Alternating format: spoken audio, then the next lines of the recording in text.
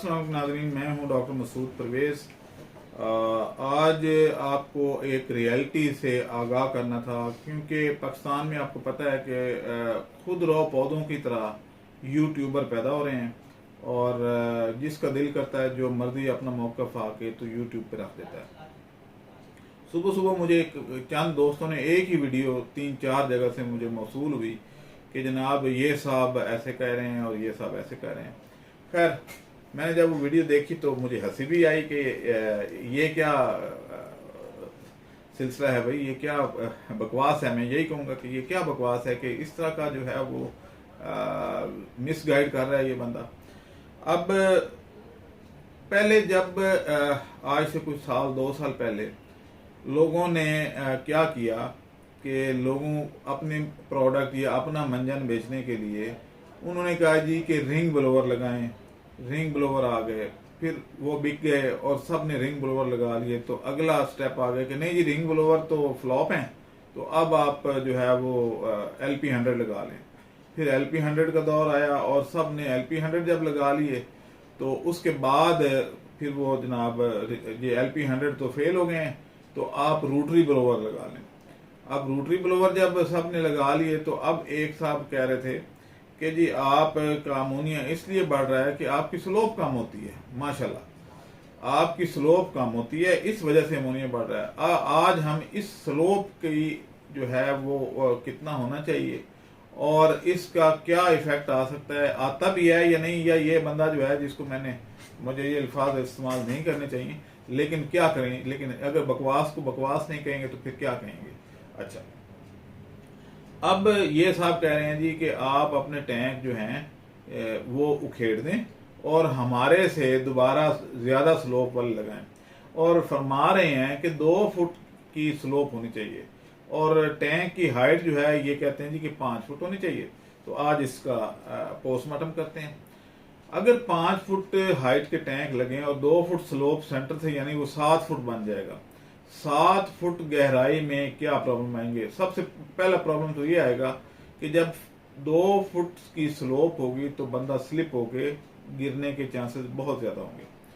अब जो गिरेगा और 7 फुट ऊपर पानी होगा या 6 फुट पानी होगा तो दोबारा वो उसमें से निकल नहीं पाएगा और ये इंतहाई खतरनाक होगा। अच्छा, अब दूसरा इसका क्या होगा कि इस सूरत में आपकी जो 6-7 फुट गहराई से हवा जो है वो ऊपर नहीं आ पाती और इस वजह से बजाय अमोनिया कम होने के वो और बढ़ जाएगा।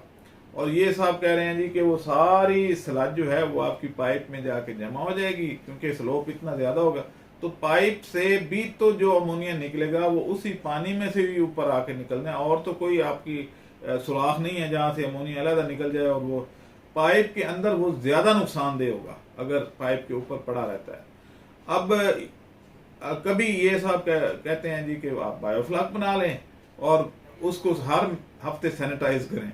तो सैनिटाइज में जिसको इतना भी नहीं पता, अभी सैनिटेशन में आपके बायोफ्लाक मर जाता है। अब बायोफ्लाक का काम है कि वो आपके इस फुजले को यूज करे और वैल्यूएबल प्रोटीन में कन्वर्ट कर दे, अपनी बॉडी मास बनाए।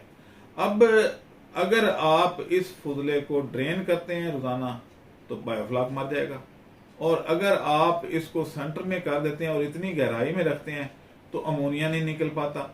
तो ये साहब पता नहीं क्या टेक्नोलॉजी कोई लेके आए हैं। बल एक और भी है इसमें कि जब भी ये जो मैं आपको बातें बता रहा हूं ये जनरल नॉलेज की हैं और ये आपको पता होना चाहिए।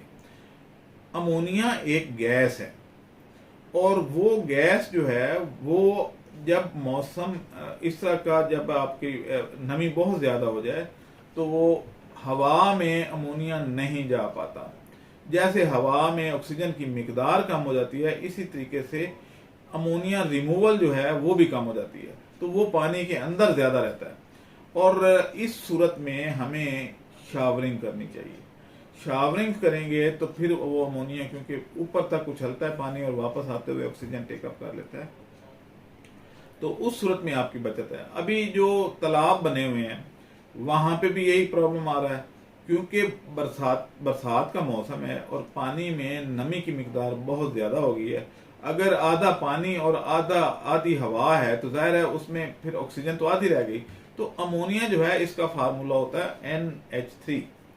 तो NH3 जो है वो ऑक्सीजन से कंबाइन होकर नाइट्राइट बनते हैं, और नाइट्राइट जो है वो आगे नाइट्रेट में। तो इस्तेमाल क्या करते हैं? ऑक्सीजन।